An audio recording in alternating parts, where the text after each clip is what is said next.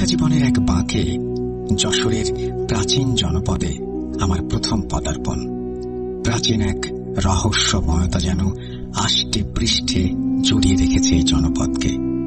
লোকমুখে ফেরা তার খ্যাতি মূলত এক ঐতিহ্যবাহী মন্দির আর তার গা ঘেঁষে সহস্র বছর ধরে দাঁড়িয়ে থাকা সুবিশাল এক বটবৃক্ষকে ঘিরে।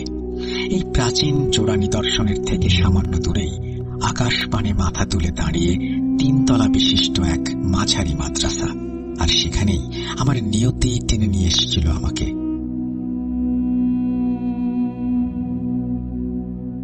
মাদ্রাসার বিশাল ফটক পেরিয়ে চৌকাঠের মাটিতে পা রাখার সঙ্গে সঙ্গেই মনে হলো যেন কোনো অশরীরী আত্মা আমার ওপর ভর করল। মাথার চুলগুলো অজান্তেই কেঁপে উঠল, আর রোমকূপগুলো এক অজানা ভীতিতে খাড়া হয়ে গেল।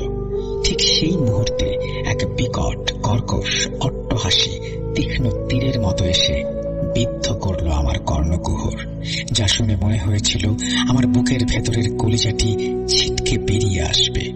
চমকে পেছন ফিরে তাকাতেই দেখি মাদ্রাসার সর্বজন শ্রদ্ধেয় বড় হুজুরি সেই পৈশাচিক হাসি হাসতে হাসতে আমার দিকে এগিয়ে আসছেন।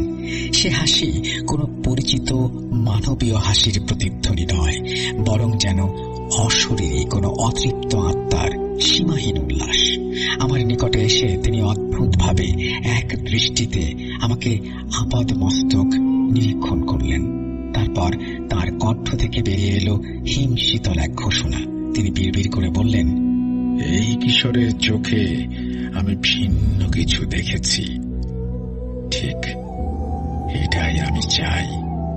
একে দিয়েই আমার নতুন খেলা আমি শুরু করব।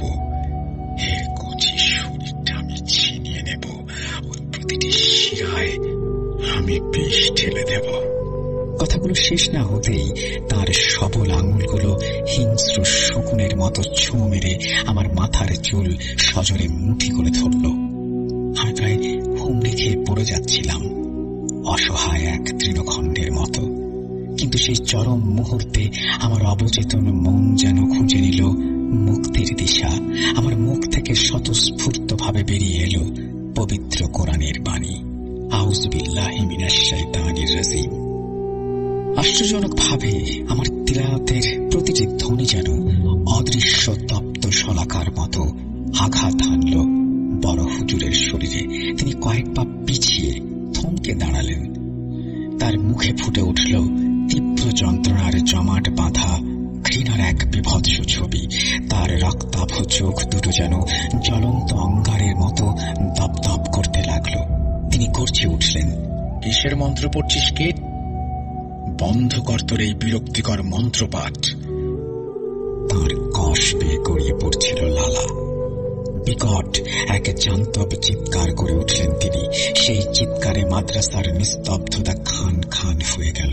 উপস্থিত কয়েকজন সাহসী শিক্ষক ও ছাত্ররা মুহূর্তের মধ্যে হতবিহ্বলতা কাটিয়ে অসীম সাহসিকতায় তাকে জাপটে ধরে মাদ্রাসার ভেতরে একটি কক্ষে টেনে হিঁচড়ে নিয়ে গেলেন এবং কোনো মতে দরজাটা ভেতর থেকে বন্ধ করে দিলেন।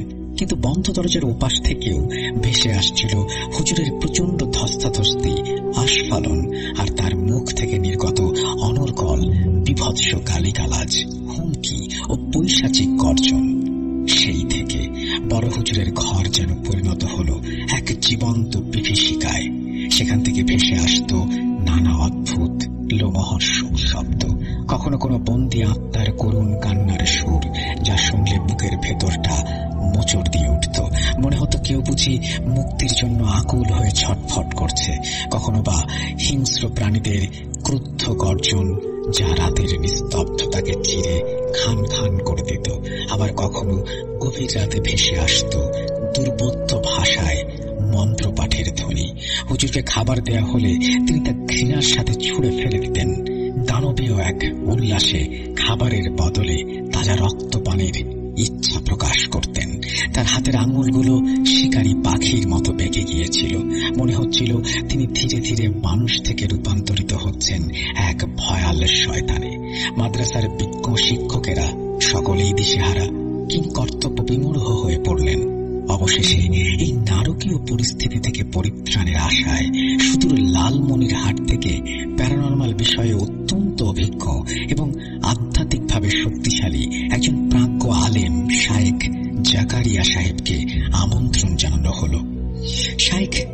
জাকারিয়া সাহেব তার সমস্ত আধ্যাত্মিক প্রস্তুতি নিয়ে বড় হুজুরের কক্ষে প্রবেশ করতেই বড় হুজুরের দেহে আসর করা সত্তাটি কঠিন কর্কশ সুরে বলে উঠল, তুই এসেছিস জাকারিয়া, এবারে ওর মতো অবাধ্যটাকেও আমি ক্ষমা করে দিলাম। এখন যা, মনে রাখিস পরের বার যদি এদিকে পা বাড়াস তোর প্রতিটি অঙ্গ আমি ছিন্ন ভিন্ন করে তোর আত্মাকে নরকের আগুনে নিক্ষেপ করব। এই ভয়ঙ্কর হুমকির প্রত্যুত্তরে শাইখ জাকারিয়া সাহেব বিসমিল্লাহ বলে সজোরে এক চড় বসিয়ে দিলেন বড় হুজুরের গালে। চুপ, একদম চুপ। অতঃপর তিনি অতি সত্বর পকেট থেকে পান্নার মতো সবুজ বর্ণের এক অদ্ভুত সাপাকৃতির তসবি বের করে বজ্র কণ্ঠে কুরআনের আয়াত পড়তে পড়তে সেটি বড় হুজুরের কপালে চেপে ধরলেন। সঙ্গে সঙ্গে আক্রান্ত হুজুর যেন শত বৃশ্চিকের দংশনে জ্বলে উঠলেন। ক্ষিপ্ত বাঘের মতো ঝাঁপিয়ে পড়লেন জাকারিয়া হুজুরের ওপরে, তার কানের লতি কামড়ে ছিঁড়ে ফেললেন। রক্তের ধারা গড়িয়ে পড়ল শায়েকের কাঁধ বেয়ে। উপায়ন্তর না দেখে যন্ত্রণায় কাতর আহত জাকারিয়া সাহেব ভগ্ন মনোরথে সেখান থেকে প্রস্থান করতে বাধ্য হলেন। কয়েকদিন পর পিতার অসমাপ্ত কাজ সম্পূর্ণ করতে এলেন শায়েখ জাকারিয়ার সুযোগ্য পুত্র ইউসুফ। বড় হুজুরের অবস্থা পর্যবেক্ষণ করে তিনি দৃঢ় প্রত্যয়ের সঙ্গে বললেন, এর চিকিৎসা আমার কাছে আছে। ভেতর থেকে বড় হুজুরের অট্টহাসি শোনা গেল, পশুর মতো হিংস্র সেই হাসি। তুই নিজেকে আমার সমতুল্য মনে করেছিস? হায় হায় হায় হায়, আমায় স্বীকার কর। এই কথা বলেই সেই অশরীরী আত্মাকে প্রভাবিত করে হুজুর এক প্রচন্ড ধাক্কা ইউসুফকে ঘরের শক্ত মেঝেতে আছড়ে ফেললেন। ইউসুফের মাথাটা ফেটে রক্তে ভেসে গেল চারপাশ। লুটিয়ে পড়া ইউসুফকে দুহাত দিয়ে ধরে প্রচন্ড চাপে তার পাঁজরের হাড় ভেঙে কুড়িয়ে দিল। ইউসুফের শরীরটা তখন ধরফর করছিল, কিন্তু মুহূর্তেই সব নিস্তেজ হয়ে গেল। তার তরুণ প্রাণটি চোখের পলকে নিভে গেল। এক বিভৎস আর্তনাদ করে তার দেহটি নিথর হয়ে গেল। মাদ্রাসার বাতাসে শোকের রোল উঠল। অন্যান্য এলাকার বিখ্যাত আলেম ও ওলামারা মরিয়া হয়ে উঠলেন। দূর দূরান্ত থেকে এলেন ঝাড়ফুঁককারী এবং আধ্যাত্মিক ক্ষমতার অধিকারী সব চিকিৎসক, কিন্তু কেউই এই ভয়ানক শক্তিশালী আসরের কোনো কুল কিনারা করতে পারলেন না। তাবিজ কবচ, পানি পড়া, ঝাড়ফুঁক সবকিছুই ব্যর্থ হয়ে গেল। যেন এক অজেয় অদৃশ্য শক্তির বিরুদ্ধে এক অসম লড়াই। এইসব ভয়ঙ্কর শ্বাসরুদ্ধকর ঘটনা আর সহ্য করতে না পেরে আমি মাদ্রাসার প্রবীণ হাফেজ সাহেবের শরণাপন্ন হলাম। তার কাছে বড় হুজুরের এই মর্মান্তিক অবস্থার পেছনের বিস্তারিত কারণ জানতে চাইলাম। তার চোখ মুখে বিষণ্ণতার ছাপ, কণ্ঠস্বর ধরে আসছিল। তিনি ধীরে ধীরে বলতে শুরু করলেন, তুমি মাদ্রাসায় আসার পথে নিশ্চয়ই পথের ধারে সুবিশাল প্রাচীন এক বট গাছ দেখেছ। এলাকার সনাতন ধর্মাবলম্বীরা গভীরভাবে বিশ্বাস করে ওই বট বৃক্ষে স্বয়ং মহাদেব বাস করেন। শুধু তাই নয়, অনেক মুসলমান ওই গাছটিকে অলৌকিক শক্তি সম্পন্ন জাগ্রত বীরের আস্তানা মনে করত। কারণ জনশ্রুতি আছে, গাছটিকে যে কোনো ভোগ দিলে বা মানত করলে সে তৎক্ষণাৎ অলৌকিকভাবে তা গ্রহণ করত। এমনকি এলাকার অনেক মেয়েরাও গাছটিকে সন্তুষ্ট করতে ভক্তি ভরে নৃত্য পরিবেশন করত। যার নাচ সেই বৃক্ষবাসী সত্তার পছন্দ হতো, তার কপালে অলৌকিকভাবে রক্তের মাধ্যমে একটি টিপ এঁকে দেয়া হতো, যা সৌভাগ্যের প্রতীক হিসেবে বিবেচিত হতো। আর যার নাচ পছন্দ হতো না, তাকে দিতে হতো চরম মূল্য। নিজের হাত কেটে 10 ফোঁটা রক্ত সেই বৃক্ষতলে নিবেদন করতে হতো। যার উপরে বৃক্ষবাসী সত্তা সন্তুষ্ট হতো তাকে এলাকায় অত্যন্ত সম্মানীয় এবং গুরুত্বপূর্ণ ব্যক্তি হিসেবে গণ্য করা হতো। গাছটির প্রতি তাদের বিশ্বাস এতটাই গভীর ছিল যে অনেক সনাতন পণ্ডিত জোর গলায় বলতেন, এই নশ্বর পার্থিব জীবনে যদি তোমার ভগবানকে চোখে দেখা না হয়, তবে এই গাছটিকে দেখো, এটিই ভগবানের জীবন্ত জ্বলন্ত এক প্রমাণ। তারা তাদের বিশ্বাসের দৃঢ়তা প্রমাণ করতে আরো বলতো, দুনিয়ায় কোনো মানবীয় এবং দানবীয় শক্তি একসাথে মিললেও ওই গাছটিকে বিন্দু পরিমাণ কিছু করতে পারবে না, কোনো ক্ষতি করতে পারবে না। গাছটি কাটা তো দূরের কথা, অতীতে নাকি কিছু অতি উৎসাহী লোক ওই গাছ কাটার চেষ্টা করেছিল। তারা গাছটিতে প্রথম কোপ বসাতেই সেখান থেকে ঝরঝর করে তাজা রক্ত বেরোতে শুরু করে, আর এক অদৃশ্য কণ্ঠস্বর তাদের সতর্ক করে দেয়। কিন্তু সেই সতর্কতা উপেক্ষা করার স্পর্ধ দেখায় অনেকেই। সঙ্গে সঙ্গে একসাথে 6 জন মানুষ মর্মান্তিকভাবে মৃত্যুকে আলিঙ্গন করে। এই ঘটনায় মুসলমানরা খুবই বিভ্রান্ত ও শঙ্কিত হয়। তারা এটিকে সাধারণ জিনভূতের উপদ্রব বলে মানতে পারছিল না, কারণ দিনের আলোতেও গাছটির প্রভাব এত প্রবল ছিল। কিভাবে এই সত্তা মানুষের সঙ্গে স্পষ্ট ভাষায় কথা বলে এবং অন্যান্য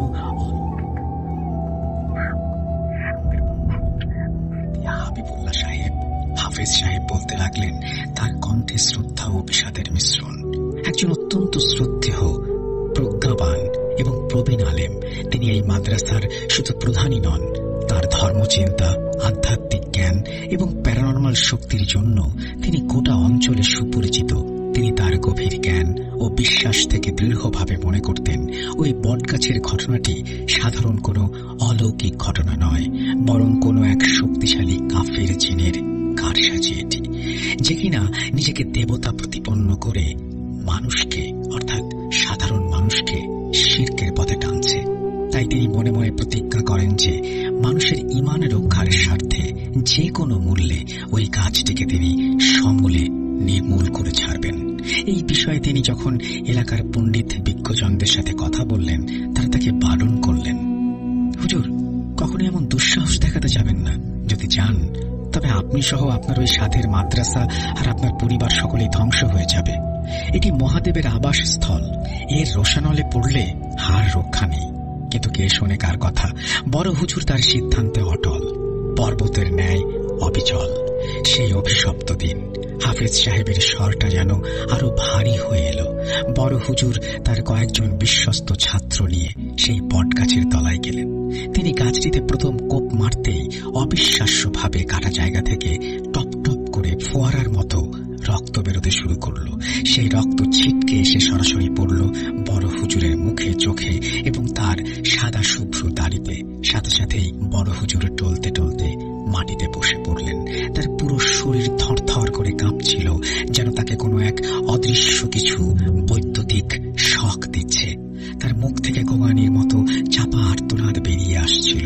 মনে হচ্ছিল যেন তিনি শ্বাস নিতে পারছেন না, তার বুকের ভেতরটা কেউ নিষ্পেষণ করছে। হঠাৎ সেই কাটা গাছ থেকে এক কর্কশ বজ্র নিনাদি এবং বিকট শব্দ ভেসে আসলো। কে তুই?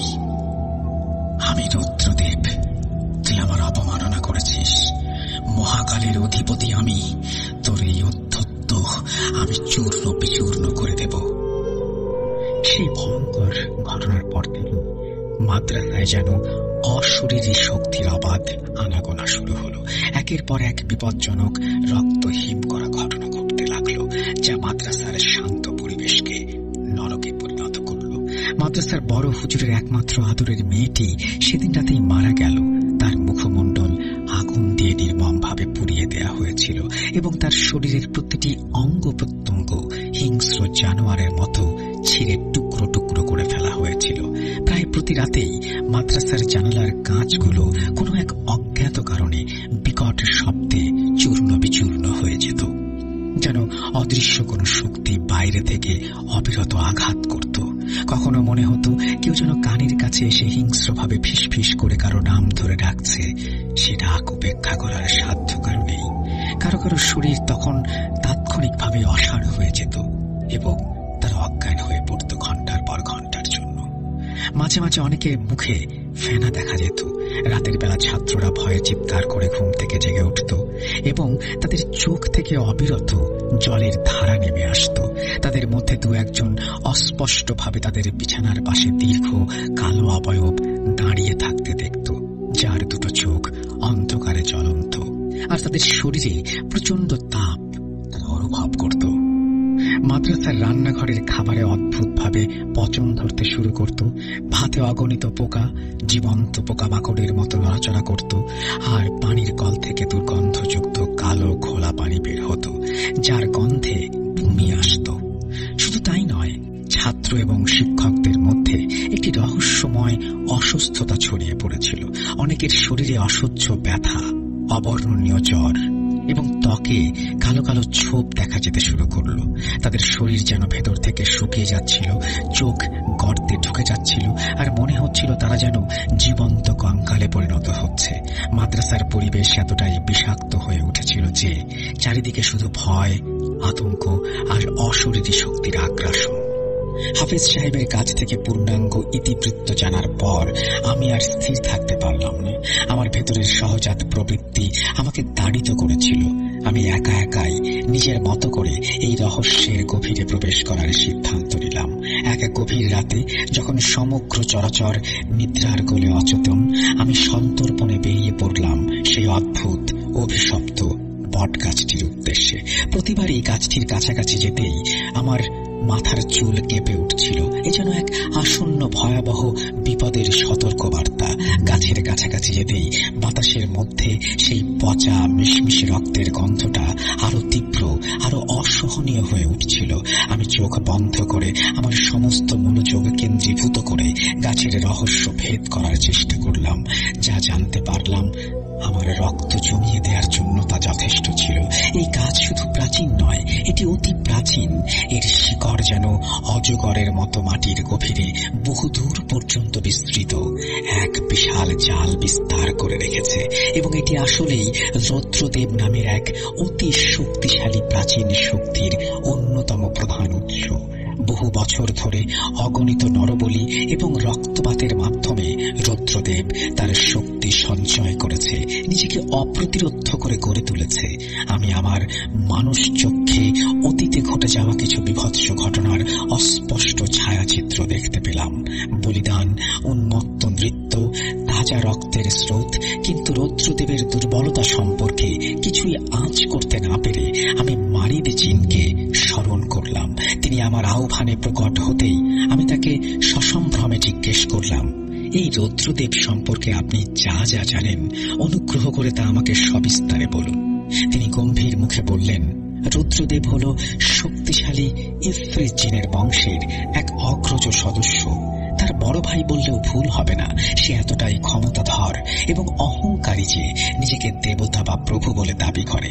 এই এলাকার সকল জিনেরা তাকে ভক্তি ভরে পূজা করে, এবং মানুষেরাও মন্দিরে তাদের আরাধ্য দেবতার পূজা করার আগে এই গাছটিকে পূজা করে তবেই মন্দিরে প্রবেশ করে। দুঃখের বিষয়, আমার সুবিশাল গ্রন্থাগারেও এমন কোনো গ্রন্থ নেই যেখানে তার দুর্বলতা সম্পর্কে কোনো সুস্পষ্ট তথ্য পাওয়া যেতে পারে। মারিদ জিন বিদায় নিতেই আমার সমগ্র শরীর এক অজানা আতঙ্কে কেঁপে উঠল। তাকিয়ে দেখি বটগাছটির প্রতিটি ডালপালা থেকে যেন শত শত অগ্নিদগ্ধ রক্ত লাল চোখ ভয়ঙ্কর প্রতিহিংসা পরায়ণ দৃষ্টিতে আমার দিকে তাকিয়ে আছে। আমি দ্রুত চোখ বন্ধ করে আমার পরম প্রিয় আত্মরক্ষার অব্যর্থ কবচ সূরা ইখলাস পড়তে শুরু করলাম। তখন সেই অসংখ্য অগ্নিদগ্ধ চোখগুলো সম্মিলিতভাবে কর্কশ স্বরে একসাথে আমাকে তিরস্কার করে উঠল।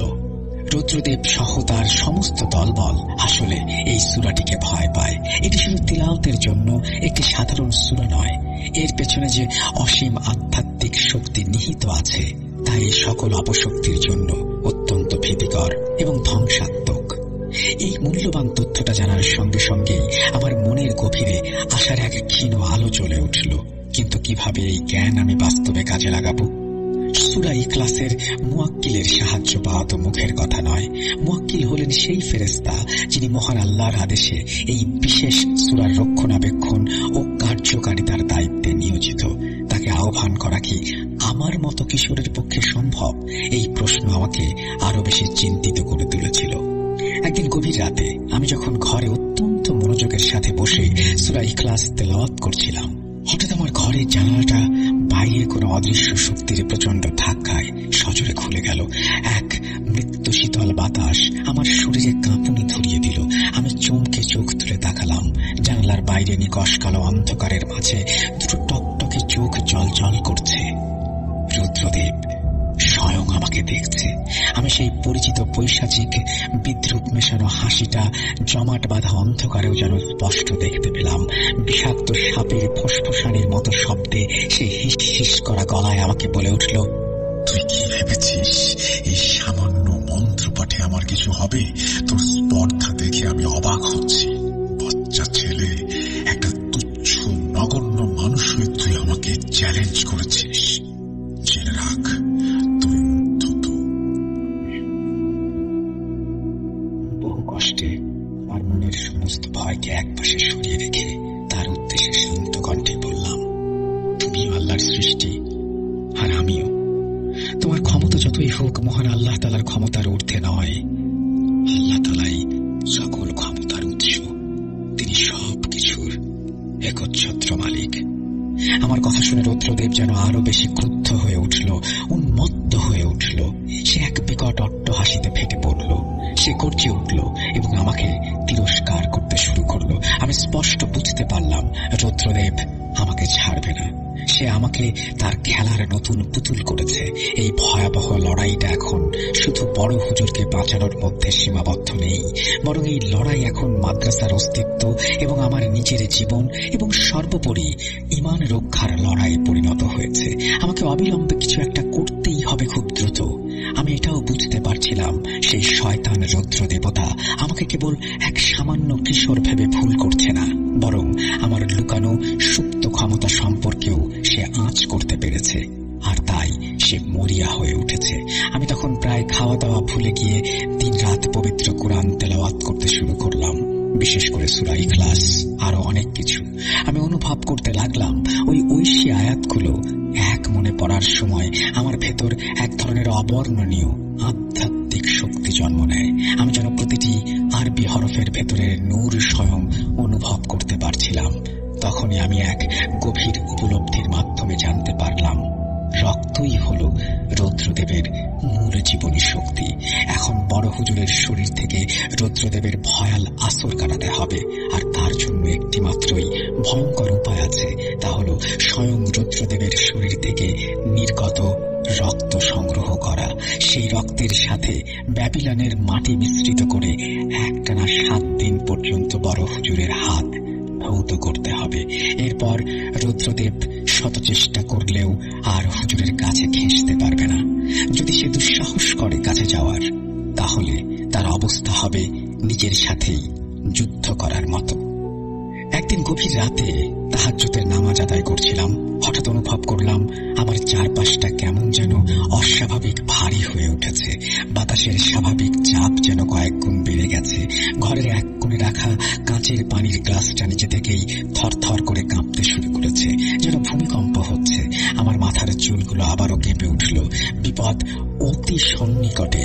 আমি নামাজ শেষ করে সালাম ফিরিয়ে চোখ বন্ধ করলাম। সঙ্গে সঙ্গেই আমি আমার মানুষ চোখে দেখতে পেলাম আমার ঘরের বন্ধ দরজায় ঠিক বাইরে একটা দীর্ঘ শীর্ণকায় ছায়ামূর্তি স্থিরভাবে দাঁড়িয়ে আছে। তার লম্বা কালো অবয়ব থেকে যেন ঘন ঘন অন্ধকার চুইয়ে চুইয়ে পড়ছে।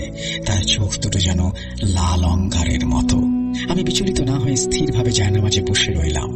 মনে মনে আমি তখন পবিত্র সূরা ইয়াসিন পাঠ করতে শুরু করেছি, কারণ এই সূরা অশরীরী শক্তির বিনাশকারী হিসেবে পরিচিত। একই সাথে আমি আয়াতুল কুরসি পাঠ করছি। সেই কালো অবয়বটি ধীরে ধীরে নিঃশব্দে আমার দিকে এগিয়ে আসলো। দরজার কপাট হঠাৎ খুলে গেল। একটা উত্তপ্ত গরম বাতাস ঘরের ভেতরে প্রবেশ করলো। আমার শরীরের চামড়া যেন পুড়ে যাচ্ছিল। আমি চোখ খুললাম না। আমি আমার সম্পূর্ণ মনোযোগ কেন্দ্রীভূত করলাম পবিত্র কোরআন তেলাওয়াতে। হঠাৎ সেই কুৎসিত অবয়বটি তার লম্বা হাত বাড়িয়ে আমার মাথার চুল প্রচন্ড জোরে চেপে ধরল। আমি প্রচন্ড যন্ত্রণায় চিৎকার করে উঠি। পকেট থেকে নীলচে কালো চুলে লুকাইয়া পড়া সবুজ তসবিহ বের করে সর্বোচ্চ গতিতে তার দিকে ছুড়ে মারি। সে যন্ত্রণায় পিছিয়ে অদৃশ্য হয়ে যায়, যেন একটুর জন্য তার হাতের শিকার ফসকে গেল। কিছুক্ষণ পর সব আবার আগের মতো শান্ত হয়ে যায়। আমি বিভিন্ন বিষয়ের ইসলামিক গ্রন্থ, বিশেষ করে জিন, রুহানিয়াত এবং আধ্যাত্মিক চিকিৎসা সম্পর্কিত প্রাচীন কিতাবগুলো গভীর মনোযোগ দিয়ে পড়া শুরু করলাম। লাইব্রেরির ধুলো মাখা তাক থেকেও নামিয়ে আনলাম বহু পুরনো জীর্ণ পুঁথিসমূহ এবং সেগুলোও পড়লাম। অবশেষে আমি জানতে পারলাম মুয়াক্কিল বা কোন বিশেষ দায়িত্বে নিয়োজিত ফেরেশতার সাহায্য পাওয়ার জন্য কেবল তেলাওয়াতই যথেষ্ট নয়, এর জন্য প্রয়োজন গভীর আধ্যাত্মিক সাধনা, ঘনিষ্ঠ ইবাদত, চারিত্রিক পবিত্রতা এবং বিশ্বাস। এদিকে বড় হুজুরের শারীরিক ও মানসিক অবস্থা দিনের পর দিন আরো খারাপের দিকে যাচ্ছিল। তার শরীর শুকিয়ে শীর্ণকায় জীর্ণ শীর্ণ হয়ে যাচ্ছিলেন তিনি, যেন তার ভেতরের সমস্ত জীবনী শক্তিকেও শুষে নিচ্ছে। মাঝে মাঝে তিনি ক্ষণিকের জন্য জ্ঞান ফিরে পেতেন, তখন ছোট শিশুর মতো হাউমাউ করে কাঁদতেন। নিজের এই অসহায় অবস্থার জন্য আফসোস করতেন, এই বন্দি দশা থেকে মুক্তির জন্য আকুলভাবে আকুতি জানাতেন। কিন্তু পরক্ষণেই রুদ্রদেব আবার তার উপর পুরোপুরি নিয়ন্ত্রণ কায়েম করে নিত। তার চোখ আবার সেই পরিচিত রক্ত লাল বর্ণ ধারণ করত, তার শরীর করে ধনুকের মতো বেঁকে যেত, আর মুখ দিয়ে ক্রমাগত গোঙানির মতো এক বিকট শব্দ বের হতো। মাদ্রাসার শিক্ষকেরা প্রায় হাল ছেড়ে দিয়েছিলেন। তারা বড় হুজুরকে অন্য কোনো চিকিৎসকের কাছে নিয়ে যাওয়ার কথা ভাবছেন, কিন্তু কেউই নিশ্চিত নন যে তাতেও বিন্দুমাত্র সমাধান হবে, কারণ ইতিমধ্যেই বহু অভিজ্ঞ আলেম এবং কবিরাজ তাদের সর্বোচ্চ চেষ্টা করেও ব্যর্থ হয়েছেন। আমি দিব্য চোখে দেখতে পাচ্ছিলাম বড় হুজুর হয়তো আর বেশি দিন এই অসহনীয় দৈহিক ও মানসিক ধকল সহ্য করতে পারবেন না। একদিন আমি খবর পেলাম আগামী অমাবস্যার ঘোর কৃষ্ণপক্ষের রাতে মন্দিরের প্রধান পুরোহিত সেই বট গাছের নিচে এক বিশেষ পূজা ও বলিদান উৎসবের আয়োজন করেছে। এই বিশেষ পূজার মাধ্যমে রুদ্রদেব তার শয়তানি শক্তি আরো বহুগুণ বৃদ্ধি করবে। আমার ষষ্ঠ ইন্দ্রিয় সজাগ হয়ে উঠল। আমার মনে হলো এটাই আমার জন্য এক সুবর্ণ সুযোগ। এই অমাবস্যার রাতেই আমাকে আমার চূড়ান্ত চাল চালতে হবে। পুরোহিত যখন রুদ্রদেবের তুষ্টির জন্য পূজা ও আহুতিতে মগ্ন থাকবে, তখন হয়তো তার মূল শক্তি অন্যদিকে প্রবাহিত হবে, যা আমার জন্য বটগাছের গভীরে প্রবেশ করার এবং রুদ্রদেবকে দুর্বল করার এক অভাবনীয় সুযোগ। আমি সন্তর্পণে আমার পরিকল্পনা সাজাতে লাগলাম। আমার এই অভিযানে সফল হওয়ার জন্য প্রয়োজন হবে পূর্ণাঙ্গ মনোযোগ, অসীম সাহস, আর আমার সমস্ত বিশেষ ক্ষমতা এবং আধ্যাত্মিক জ্ঞানের সঠিক ও উপযোগী প্রয়োগ। আমি ভালো করে জানতাম এটা এক ভয়ঙ্কর জীবন মরণ ঝুঁকি। আমার পরিকল্পনায় সামান্যতম ভুল হলেও আমার নিজের জীবন বিপন্ন হতে পারে। রুদ্রদেব আমাকে হয়তো হত্যা করে ফেলবে, অথবা তার চেয়েও ভয়াবহ আমার উপর ভর করবে, যেমনটা সে চেয়েছিল। কিন্তু আমার ভেতর থেকে এক অধেনা দৃঢ় কণ্ঠস্বর আমাকে বারবার বলছিল, ভয় পেও না,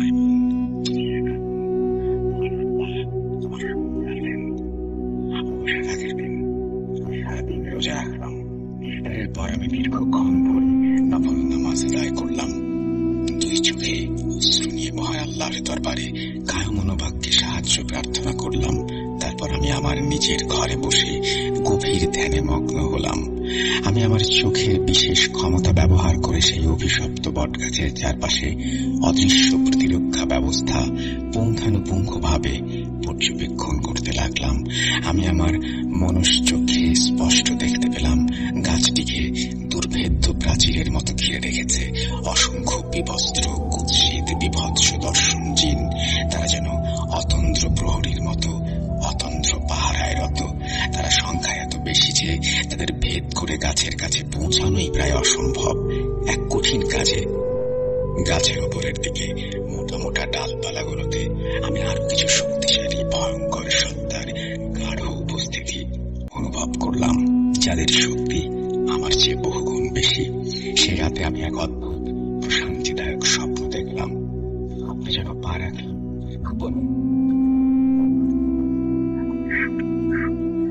মনকে আবিষ্ট করল। ভয় আর উদ্বেগের ঘন ঘটা মুহূর্তে মিলিয়ে গেল এক জ্যোতির্ময় সত্তার স্পর্শে। সেই নূরের জ্যোতিতে আমার চোখ ধাঁধিয়ে গেল।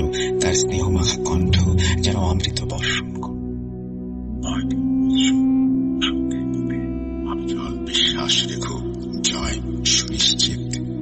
আমার হৃদয় কথাগুলো গেঁথে গেল।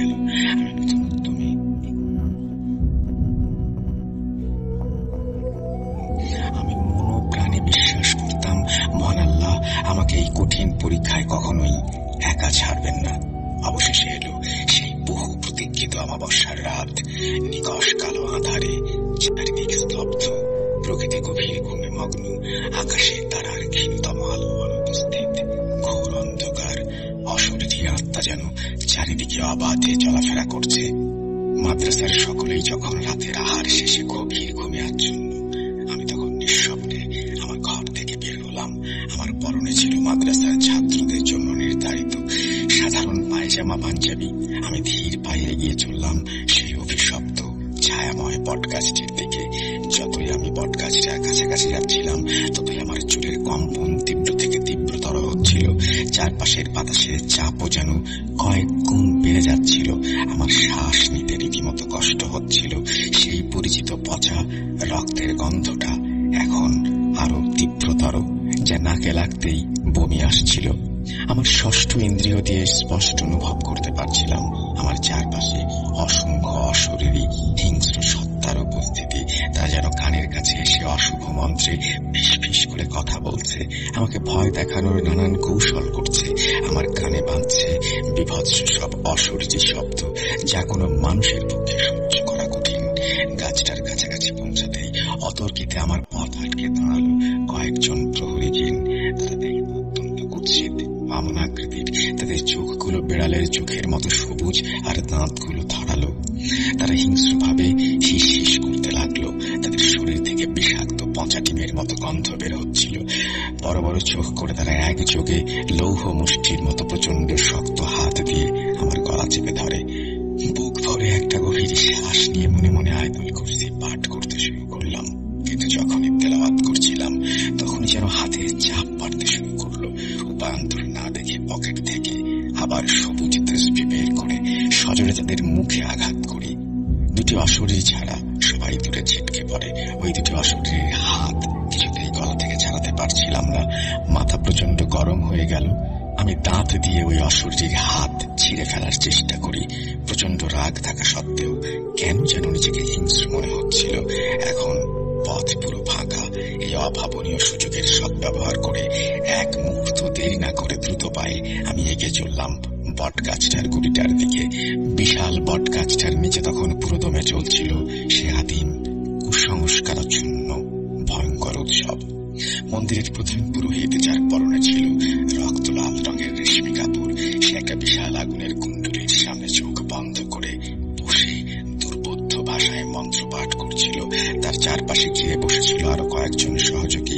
তাদের সবার চোখ মুখে ভয়ের সাথে মিশে আছে এক ধরনের উন্মত্ততা। এক কালো ছাগলকে রুদ্রদেবের উদ্দেশ্যে বলিদানের জন্য প্রস্তুত করে রাখা হয়েছিল।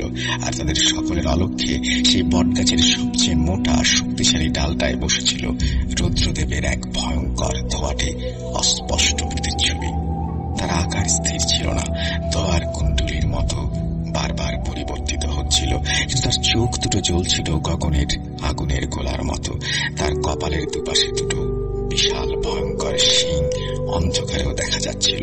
আমি জানি রুদ্রদেবের প্রধান দুর্বলতা হলো সূরা ইখলাসের মুয়াক্কিলের ঐশী জ্যোতি।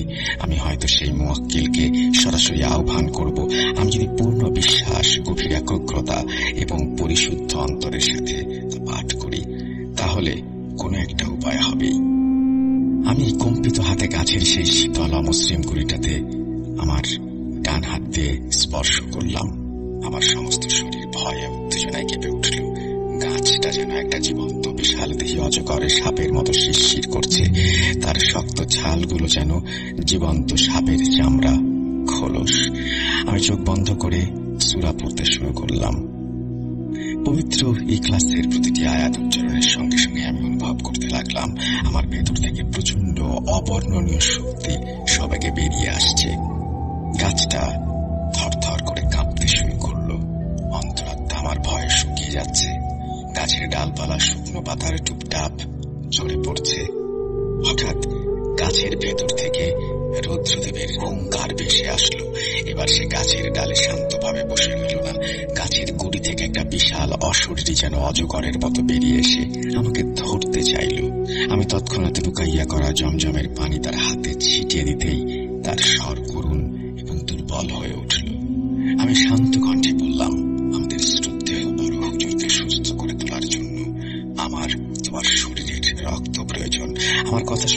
রুদ্রদেব যেন আবার তার আগের রূপে ফিরে গেল। প্রয়োজনে আমি আমার এই আত্মা ত্যাগ করব, কিন্তু এক ফোঁটাও রক্ত তুই পাবি না। আমি প্রত্যুত্তরে বললাম, নিয়ম অনুযায়ী পরাজিত হলে তোমার রক্ত দেওয়ার কথা। কিছুক্ষণ চুপ থেকে হিস হিস গলায় সে বলল, তোর উদ্দেশ্য সফল হবে না। একসময় সে বলল, তোর চোখ ধোয়া পানি আর তোর মাথার একটা চুল আমাকে দে। আমি অবাক হয়ে জিজ্ঞেস করলাম, কেন? সে আমাকে বলল যে বিষাক্ত কীট আমার আসন্ন মৃত্যুর কারণ হয়েছে, তাকেও আমি বাঁচতে দেব না। আমি গভীর ভয়ঙ্কর দ্বিধায় পড়লাম। এদিকে ছিল এক প্রিয় মাদ্রাসার শিক্ষক, অন্যদিকে ছিল আমার নিজের জীবন, আমার পরিবারের সাথে নিরাপদে বেঁচে থাকার স্বাভাবিক ইচ্ছা। পরিস্থিতি এতটাই জটিল ছিল যে আমাকে মুহূর্তের মধ্যে একটি কঠিন সিদ্ধান্ত নিতে হলো। আমি আমার জীবনের ঝুঁকি থাকা সত্ত্বেও রাজি হলাম। আমি বড় হুজুরকে বাঁচাবো যে কোনো মূল্যে। এই ঘটনাটি 7 দিন পর হঠাৎ রাতে হাঁপাতে হাঁপাতে এবং অত্যন্ত চিন্তিত অবস্থায় আমার বন্ধু মারিদ জিন আমার কাছে এসে উপস্থিত হলো। তার চোখ মুখে ছিল চরম উদ্বেগ আর অসহায় ছাপ। সে প্রায় কাঁদতে কাঁদতে বলল, আয়মান, সর্বনাশ হয়ে গেছে, সব শেষ। তুমি দ্রুত চলো আমার সাথে। আমার একমাত্র আদরের মেয়ে এক অজানা ভয়ঙ্কর রোগে আক্রান্ত হয়েছে, যে রোগ সম্পর্কে আমি একজন জিন হয়েও বিন্দু মাত্র অবগত নই। তার মাথার চুলের গোড়া ফেটে রক্ত বের হচ্ছে, আর তার চোখ দুটো থেকে তাজা রক্ত অঝরে ঝরে পড়ছে। ঠিক সেই মুহূর্তে যখন আমি চরম হতাশায় নিমজ্জিত, হঠাৎ 3টি উজ্জ্বল জ্যোতির্ময় আলোকময় সত্তা আমার সামনে প্রকট হলেন। তাদের শরীর থেকে এমন তীব্র নূর বিচ্ছুরিত হচ্ছিল যে আমার চোখ ধাঁধিয়ে যাচ্ছিল। তারা সৌম্য কণ্ঠে আমার উদ্দেশ্যে বললেন, হে আল্লাহর অনুগত বান্দা, তোমার একনিষ্ঠতা, তোমার ত্যাগ এবং তোমার গভীর ঈমানে আমরা সন্তুষ্ট। এরপর তাদের মধ্যে একজন বললেন, আমার নাম আব্দুল ওয়াহেদ। তুমি এই মুহূর্তে যেই হালাল খাদ্য খেতে চাইবে, আমি আল্লাহর হুকুমে তা এনে দেব। অন্যজন বললেন আরো অনেক কথা। আমি বললাম, অনুগ্রহ করে আমাকে দ্রুত বলুন, আমার বন্ধু মারিদ জিনের কন্যার কি হয়েছে, কেন সেই রকম ভয়ঙ্কর রোগে আক্রান্ত হয়েছে। তিনি গম্ভীর স্বরে বললেন, শোনো আয়মান, আসল ঘটনা হলো বিগত 7 দিন পর্যন্ত তুমি তোমার নিজের চোখ ধোয়া পানি এবং মাথার চুল সেই শয়তানের রুদ্রদেবের হাতে সমর্পণ করেছিলে। সে প্রতিদিন তোমার দেয়া সেই জিনিসগুলো নিয়ে এক অন্ধকারাচ্ছন্ন গোপন জায়গায় লুকিয়ে রাখত এবং সেগুলোর উপরে কালো জাদু করত। তুমি ধীরে ধীরে মৃত্যুর কোলে ঢলে পড়ো। আর এদিকে তোমার প্রতি অগাধ ভালোবাসা বশত মারিদের কন্যা প্রতিদিন গোপনে রুদ্রদেবকে পর্যবেক্ষণ করত, আর অগোচরে তোমার রেখে যাওয়া চুল এবং চোখ ধোয়া পানির জায়গায় নিজের চুল এবং চোখ ধোয়া পানি রেখে যেত পরম মমতায়। আর এই কারণেই সে ধীরে ধীরে সেই কালো জাদুতে আক্রান্ত হয়। আমি চরম উত্তেজিত এবং উদ্বিগ্ন হয়ে বললাম, আমি কিভাবে তাকে এই ভয়ঙ্কর অবস্থা থেকে রক্ষা করব? আমাকে দ্রুত উপায় বলুন। তিনি শান্ত কণ্ঠে বললেন, তাকে এই অবস্থা থেকে বাঁচানো খুব কঠিন, প্রায় অসম্ভব, কিন্তু তুমি যদি চাও তাহলে আমরা এই 3 জন একসাথে মিলে আল্লাহর ইচ্ছায় আর একবার চেষ্টা করতে পারি। আমি রাজি হলাম। তারা 3 জন একসাথে অত্যন্ত সুমধুর স্বর্গীয় কণ্ঠে সূরা পড়তে শুরু করলো। মারিদ কন্যার চোখে এবং মাথায় আলতো করে হাত বুলাতেই এক অভাবনীয় ঘটনা ঘটল। মারিদ কন্যা ধীরে ধীরে চোখ মেলল, তার রক্তক্ষরণ বন্ধ হয়ে গেল এবং সে সম্পূর্ণরূপে সুস্থ হয়ে গেল।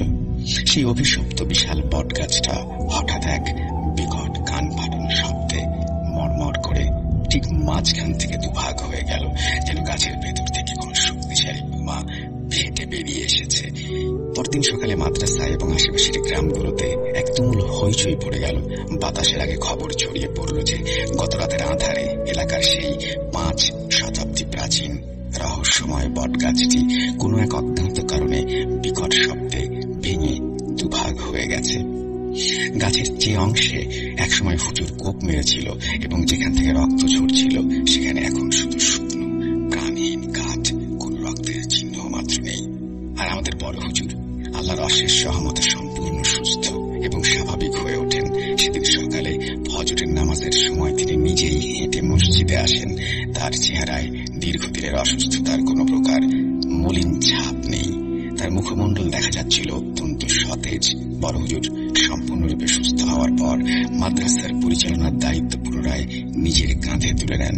কয়েকদিন পর একদিন দুপুরে তিনি আমাকে তার খাস কামরায় ডেকে পাঠান। আমি কিছুটা শঙ্কিত মনেই হাজির হই। বড় হুজুর আমার দিকে কিছুক্ষণ স্থির অন্তর্ভীতি দৃষ্টিতে তাকিয়ে রইলেন। তার চোখে ছিল এক ধরনের গভীর স্নেহ মাখা অভিব্যক্তি। তারপর তিনি অত্যন্ত শান্ত গলায় বললেন, আমার প্রিয় ছাত্র, আমি হয়তো আসরগ্রস্ত অবস্থায় সবকিছুই বিস্মৃত হয়েছি, কিন্তু আমার অবচেতন মন ছিল টুকরো স্মৃতি এখনো ধরে রেখেছে সে। আমি আমার অন্তর দিয়ে অনুভব করতে পারছি আমার এই অপ্রত্যাশিত অলৌকিক মুক্তির পেছনে তোমার কোনো না কোনো বিশেষ ভূমিকা অবশ্যই আছে। সেই অসহ্য ভয়ঙ্কর যন্ত্রণার রাতে যখন আমি মৃত্যুর সাথে পাঞ্জা লড়ছিলাম, যখন নিকষ কালো অন্ধকার আমাকে গ্রাস করেছিল, তখন আমি বারবার তোমার পরিচিত কণ্ঠস্বর শুনতে পেয়েছিলাম। আমি নীরব রইলাম, কিছুই বললাম না। বড় হুজুর আমার নীরবতা দেখে হেসে বললেন, বাবা আয়মান, আল্লাহ রাব্বুল আলামিন তোমাকে বিশেষ কিছু ক্ষমতা দিয়েছেন, সাধারণ মানুষের চোখে যা কখনোই ধরা পড়বে না।